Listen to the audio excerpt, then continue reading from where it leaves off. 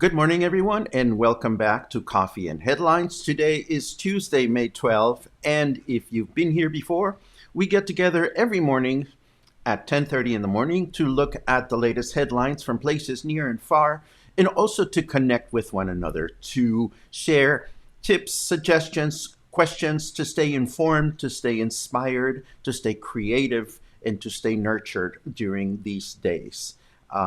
If you're new to these broadcasts, my name is Paco, and we get together every morning to do this.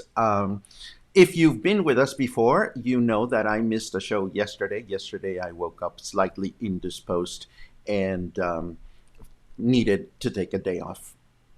And that was a learning experience in more ways than one. Number one, I was not expecting to get a number of messages just asking if I was okay, and that was truly, truly unexpected, and it felt good. Thank you very much for those who asked. Um, I suffer from depression. Sometimes the clouds get gray, and yesterday I had a bunch of gray clouds over my head, even though it was a sunny day, and it was probably best for me to do what I usually do when this happens to me.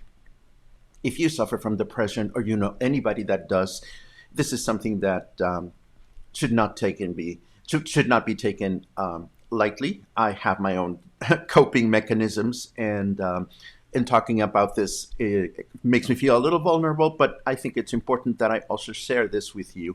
But here we are. We are back, and again, it's always nice to see some of the regular faces that join us every morning.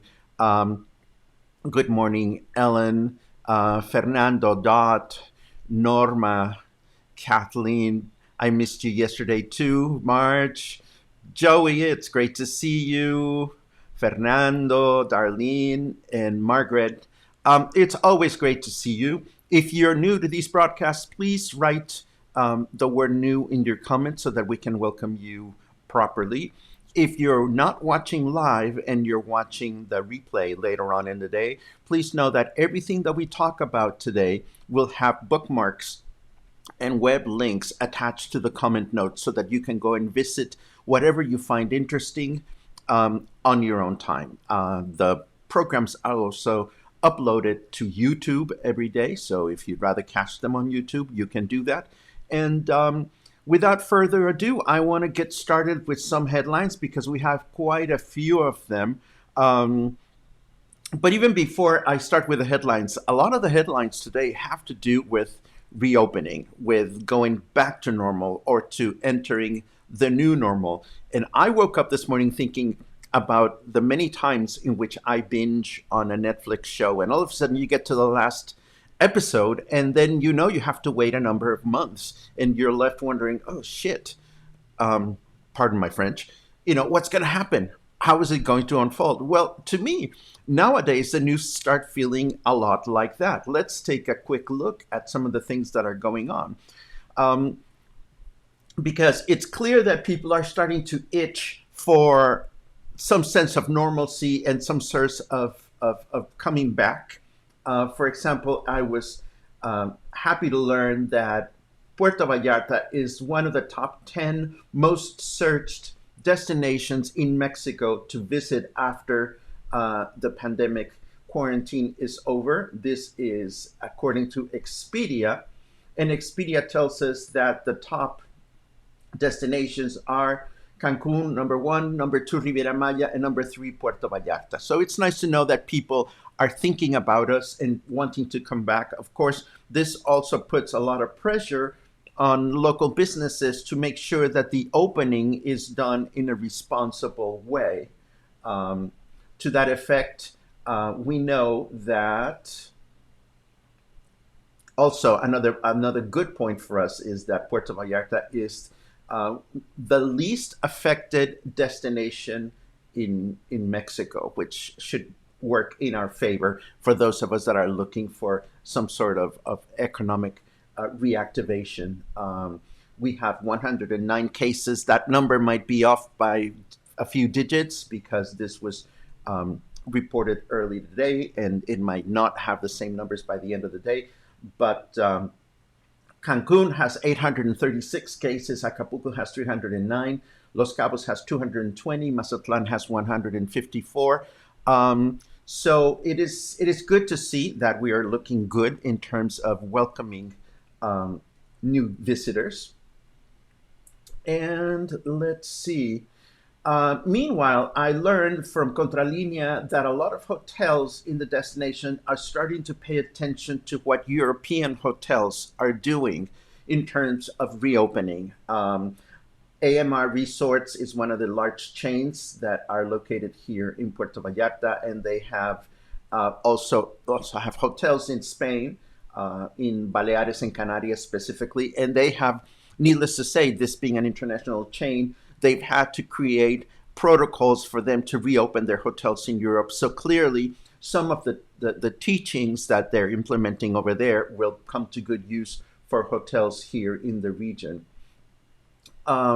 Meanwhile, I learned from the National Chamber of Commerce that even as the national government, the federal government, and also the state government are yet to reveal specific plans of coming back to normalcy, local businesses are already starting to put things in place so that when the government gives us the green light to start reopening the destination, we are able to follow suit responsibly. Um, to that effect, Hugo López-Gatell said in his latest press conference that the number of cases in Guadalajara will peak on the 13th of June. And this may come as a surprise to those that have been following the headlines, because just a few days ago we were talking about how the pandemic was going to peak last week. And again, those numbers refer to Mexico City and the surrounding metropolitan area. The numbers are slightly different in different places according to how the virus is spreading in each destination. So Lopez Gatell said that even though the number of cases has been low in the state of Jalisco compared to other states, there's still some more expectation to come. And he says that it is 13th of June when from a federal point of view, we'll see the peak of the pandemic. Now, we also know that the governor has decided that he will make specific announcements for the state on Thursday. So we will be watching very closely what is going on at a state level, what is going on at a federal level, and how these two dates are going to be able to work with one another so that we can continue to reopen in a responsible way, and in a way that satisfies the increasing needs and demands of the economic sector versus the health sector. Back to the headlines. Let's see. Then we have this other statement that tomorrow morning, our president, Andrés Manuel López Obrador, will present a plan to come back to what he's calling the new normalcy. And this is going to happen tomorrow morning during his early press conference. I will catch the press conference tomorrow morning because it happens before we go live, and hopefully I will have some updated news to share for you on this regard. Now, here's something that pissed me off. I want you to remember this name, Benotto. Benotto is a Mexican, well, it sounds Italian. I actually don't know where they're from, but it's a local brand of bicycles. I remember having a Benotto bicycle when I was a kid, and I've often felt that this is a brand that I might pursue if I ever wanted to get a bicycle. But then I realized that the bicycle manufacturing company had 350 employees concealed in their facilities, in their manufacturing plant in Mexico City. And when the inspectors came to make sure that they were not working, they concealed the employees. This puts me at odds with everything that's going on. On the one hand, I wonder why the owners of the company would feel entitled to put the lives of their employees at risk and make them come to work, even though they had specific information and specific directives not to do that. But I also feel strongly for the employees who probably took their own decision to come to work. Regardless of that, I don't see this as a company that I personally would want to support. I don't mean to impress my opinion on you, but it was frightening to see this piece of news. And there's video attached to it that shows the workers that are coming out of the manufacturing company with their faces covered in shame. It was just a sad piece of news. I'll share you the link so that you can see for yourselves. Meanwhile, there's an increasing number of reports that show us what we can learn from cities that are flattening the curve and are starting to move forward.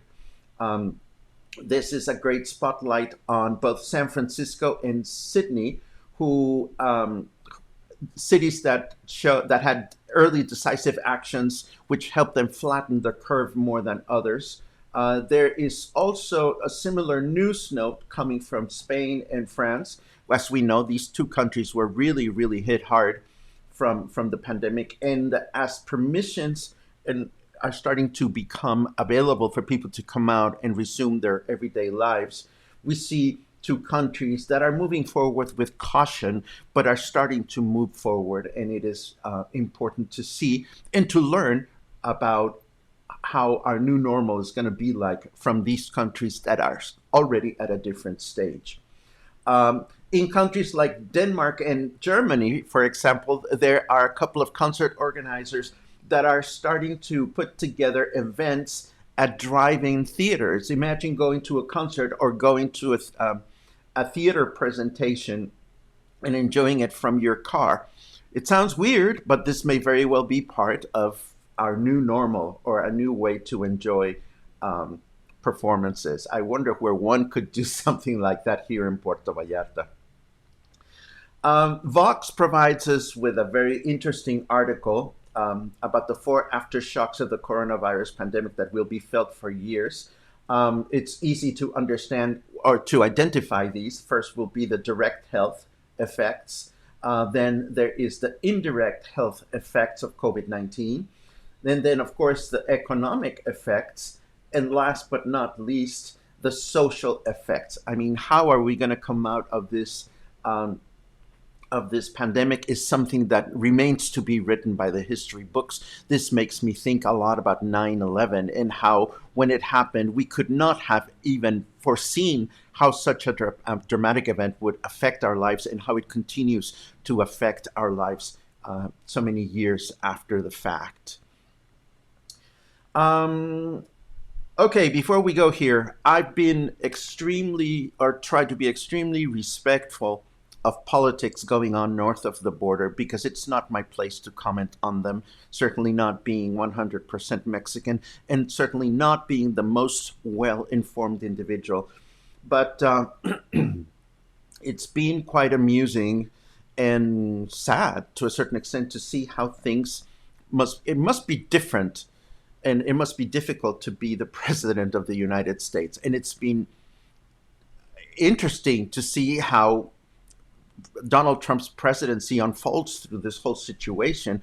Yesterday, um, there was a news conference in which it took one question for a reporter to expose his baseless Obama conspiracy theory.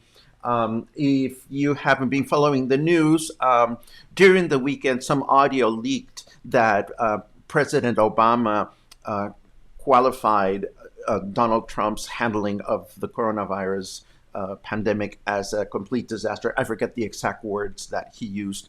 And then over the weekend, President Trump unleashed his Twitter wrath against President Obama and a couple of other people. And then apparently, all it took is one reporter to ask him, um, what crime exactly are you accusing President Obama of committing, and do you believe the Justice Department should prosecute him?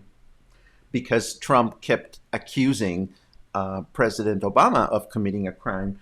And when he was asked what crime, Trump had nothing to say. And it was really sad. And then just yesterday morning, there was another press conference at the White House in which, okay, actually, before I tell you that, with my close friends, I have been closely betting with some of my friends that one of these days, Trump is going to lose it.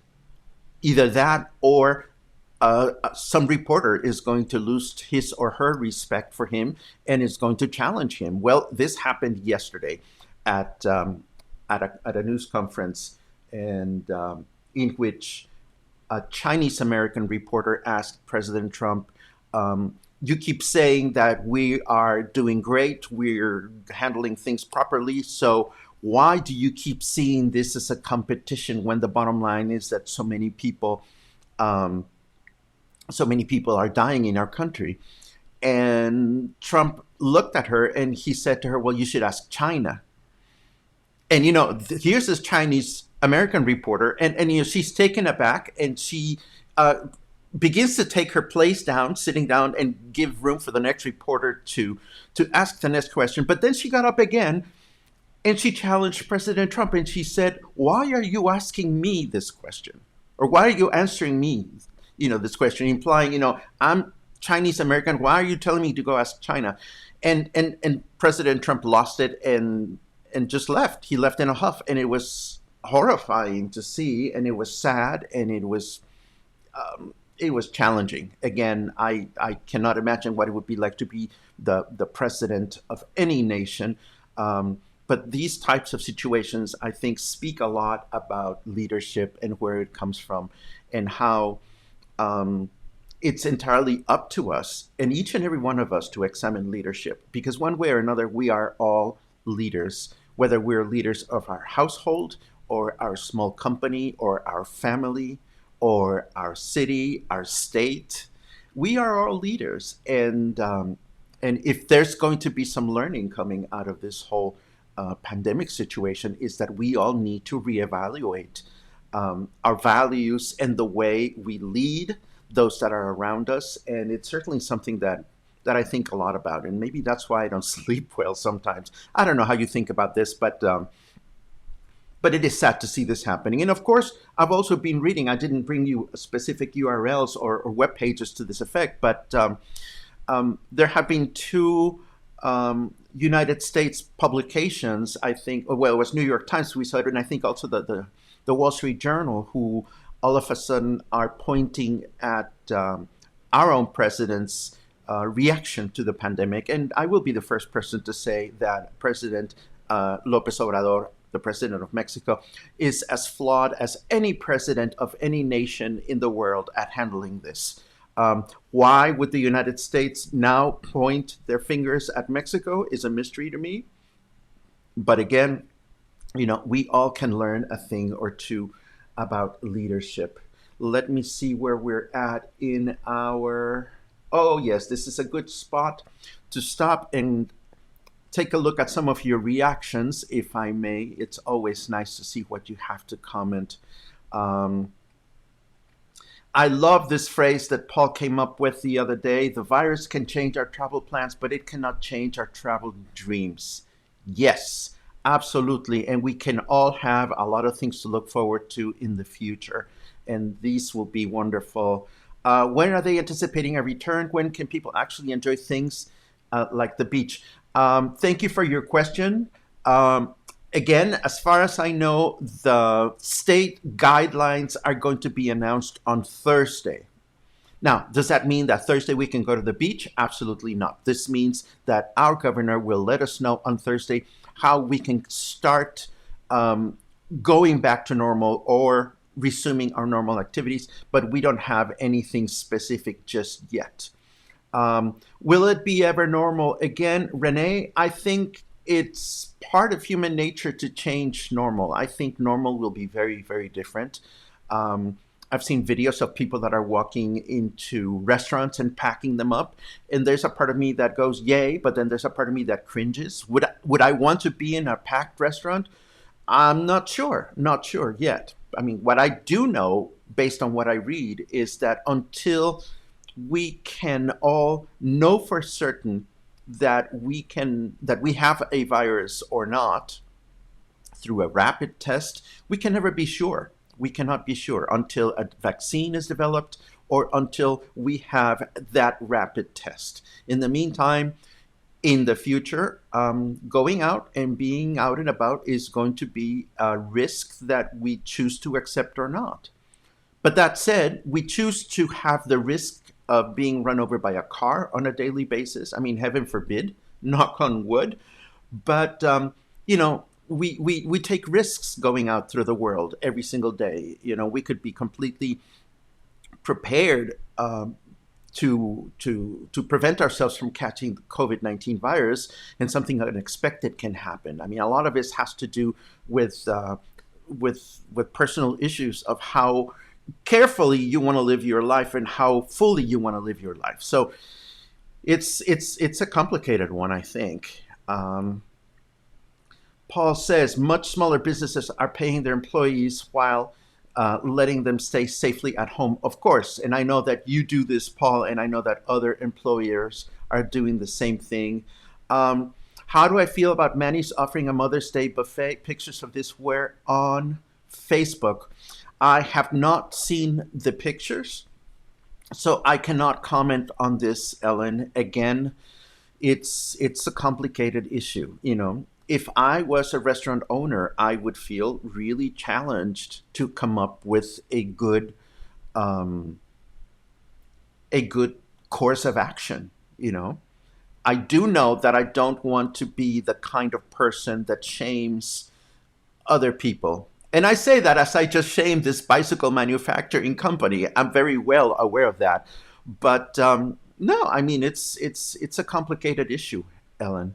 Um, Paul says almost every city and country that is reopening is seeing an uptick in infection. This is true. We saw this in Germany just yesterday. I read that in Germany they lifted their restrictions, and all of a sudden they saw an uptick in cases. So again, we need to be mindful of the fact that we're going through something that we had not seen happen in the world since the beginning of the 20th century. So I know that our governments and our scientists are doing the best they can with whatever information that they have, but we will not know for sure how this is going to unfold um, until we actually take our first steps out there. It is wonderful to know that some employees, most of all small employees, are supporting their employees. Absolutely. Um, Parking lot of the Centro de Convenciones for shows, driving movies. I think that is a great suggestion. It would be really wonderful. Um, a theater owner in Juneau opened a parking lot for driving movies. There's a lot of public space in Nuevo Vallarta, in right next to the maritime terminal in La Cruz and Guanacaste. I think that would be an interesting place to do it. Unfolding or unraveling, Paul, I'm just trying to be kind. Um, Tip my hat to you, sir. What business so that we can support you and your very fortunate staff? If you are talking about if you're asking, Claude, about businesses that we know that are paying their staff, I know that Paul is paying his staff at Hotel Mercurio. I know that there's a lot of businesses that are doing the same thing. If anything, it would be great to hear from businesses that do this, because you're absolutely right. Paul is not the only friend that I know that is going through a lot of financial challenges right now, staying afloat, and we should all be mindful of these businesses. To that effect, I'm always mindful and grateful to the fact that you keep me in mind when I'm doing these daily broadcasts, because I am also a business that is trying to stay afloat through this period. A few days ago, you asked me, am I going to continue doing this after the pandemic is over? Of course I am, because I'm having a really good time. And as long as you're willing to listen to me and share some morning time and coffee with me, we're going to keep doing this because we can and we love it. Uh, Paul is leading by example. Of course, he is. So many nice comments that you are sharing with me this morning. It's wonderful. Um, Luis had to go to the doctor yesterday. Shocked to still see so many people. Absolutely. It is one of those things, and we spoke about this a few days ago. I don't think any government or any statistician or any scientist is banking on the fact that any place is going to follow guidelines 100%. I am troubled when I go out and about and I see people that are not wearing masks, but all I can do is take care of myself and take care of my own, and try to lead by example, and pray for the best. Um, Cassandra Shaw Jewelry is paying her staff. That's good to know. Brian Sock says Anonymous paying their staff. That's also good to know. We should go and have cocktails at these places when they're reopening. Quinta Maria Cortez and Casa Tres Vidas are paying the staff. These are some of my favorite places to stay. I will always be forever in debt with Margaret Parrish and John C. Jones for allowing me to host my entire family at Casa Tres Vidas. This was almost a decade ago. We did a photographic exchange, and I was able to rent this 3-house villa with 10 bedrooms for all my family to come and spend a week in Puerto Vallarta. And again, I will forever be in their debt. We, our Apaches, are taking good care of our boys as well, and will reopen when we feel it's safe for all to do so. Geoff, thank you very much, and I'm glad to know that you feel that way. And of course, we will all be there to support you once you open. Sean says he has 2 employees that he continues to pay, even though he has been closed for 2 months. Please accept my apology, Sean. I don't know what your business is, but if you let us know what it is, it will be great to know, because this way we will know to support you once it is time to do that. Roger tells us that Anonymous is paying their staff and also continuing with employee benefits. That's great to know. And of course, Lix is also taking care of your employees. This is so good to read, and it really makes me feel good to know that a lot of us are able to be as responsible as we can. And I think there is no shame in self-promoting and self-mentioning the fact that this is happening around the city. I want to let you know a quick update, because we're going to have her as a guest tomorrow. Mandy McPherson, who is the fearless yoga instructor who took it upon herself and a few other businesses of the LGBT community here in Puerto Vallarta to organize this virtual Pride Festival. She did a live yesterday, and she talked a little bit about what the plans are, and we're going to have her tomorrow morning. She's going to be our special guest. We're going to ask her all kinds of questions about how the LGBT community is reacting to this new virtual festival, which is not a competition to the official Pride. It's simply a different offering, a community-based offering. So it'll be good to see how that is unfolding. I've announced this before. I'm going to be doing, of course, our usual coffee and headlines at our regular 10:30 time. But then I'm also going to be doing lives for this initiative, interviewing local personalities from the gay community, talking about the gay history of Mexico, and there's a lot of stuff to be said there, talking about literature, movies, all kinds of important things in English and in Spanish. So it'll be a lot of fun to do this and develop a different kind of program for this particular initiative. And this is pretty much, Sean O'Brien has told us what his business is, and this is good to know. It's called Mama Caguanas Tacos and Beer. My God, that sounds wonderful. I've never been, but I would love to visit it. And it is in Colonia Cinco de Diciembre. That'll be really, really fun to explore, Sean. Thank you very much for sharing that information with us. And thank you very much for taking care of your staff. It is 10:59. This is a good time to break. I think it's been wonderful to reconnect. Again, I apologize for taking a day off yesterday. I will plan more. I will be better prepared next time. I feel that I have to interrupt our daily programming. I missed you all, but I'm happy to be here today. And I look forward to seeing you tomorrow during with our interview with Mandy, and just our regular selection of coffee, headlines, news, and all the good stuff that we are sharing here today. I thank you very much, and I invite you to stay healthy, stay sane, stay happy, stay creative, and hopefully I'll see you tomorrow morning. Have a great day.